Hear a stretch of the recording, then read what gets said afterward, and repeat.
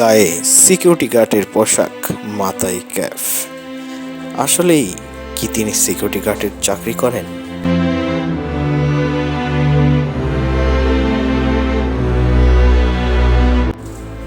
বিষয়টি না, আসলে তিনি সিকিউরিটি গার্ডের চাকরি করেন না।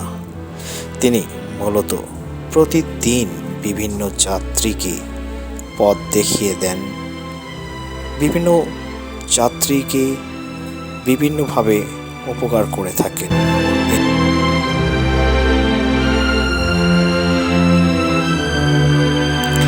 চা ফুচকার দোকানের দোকানদারকে হেল্প করা এবং যাত্রীকে বিভিন্ন পথ দেখাই তার যেন প্রতিদিনের কাজ।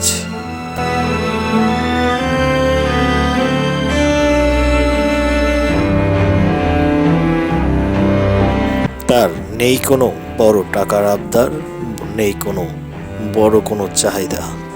এভাবেই যেন দিন চলছে তার, আর এভাবেই চলছে তার ছোট্ট সংসার। এটাই প্রকৃতির এক নির্মম পরিহাস।